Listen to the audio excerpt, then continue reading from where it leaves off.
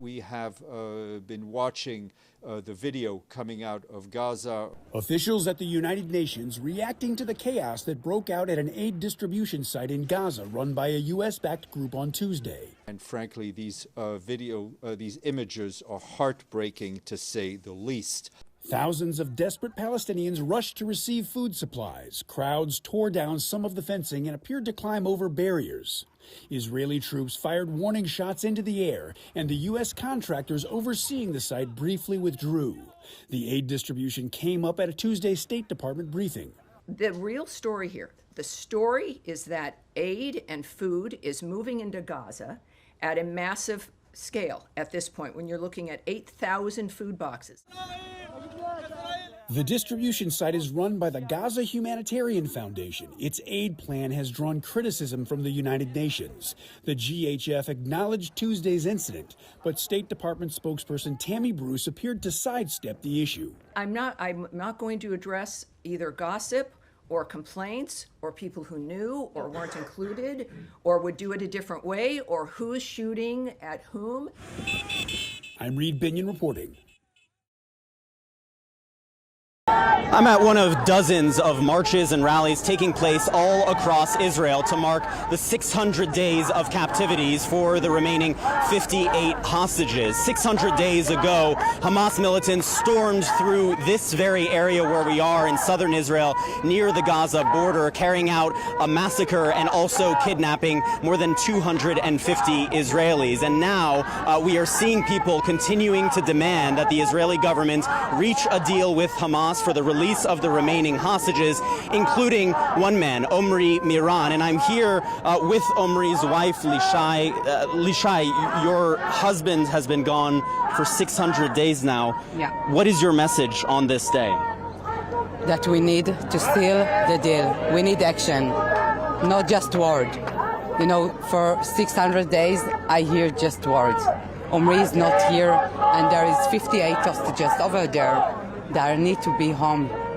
They need to finish this war, and we need to bring them back. And I really, really hope that Omri and all others know that we're doing everything that we can against Hamas, and to do everything that we can here in Israel and around the world to bring them back. The simple answer, when. So we can imagine what it means for our young daughters that really miss their father. Hopefully their father comes home soon. And Lishai is one of so many families who are raising their voices today, calling for a deal, calling for the hostages to come home on this 600th day since Hamas's October 7th attack. Jeremy Diamond, CNN, along the border with Gaza. Chaotic scenes at a newly opened aid distribution site in southern Gaza. Thousands of Palestinians desperate for food overrunning this newly opened site, even prompting the withdrawal of the American security contractors who were manning this site.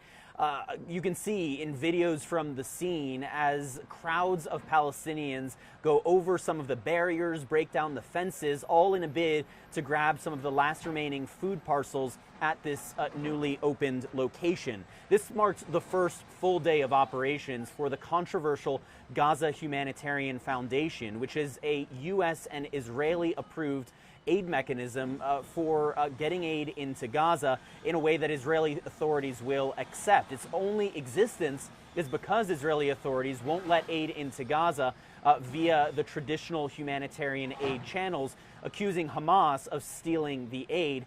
That's an allegation that Hamas denies, and also that these humanitarian aid agencies say simply doesn't check out with the reality on the ground.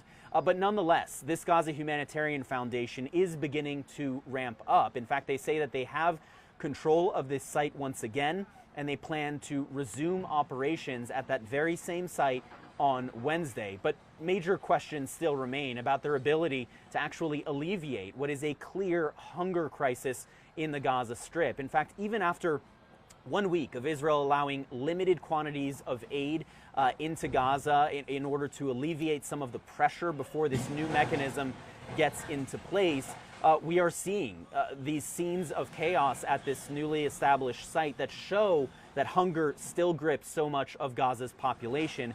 In northern Gaza, the situation is even worse, as very few aid trucks have actually been able to make their way to the northern part of the Strip. The Gaza Humanitarian Foundation, their first 4 distribution sites will be in southern and in central Gaza. They claim that they will have 2 more sites in the northern part of the Strip within their first month of operations, but that remains to be seen. Jeremy Diamond, CNN, Jerusalem.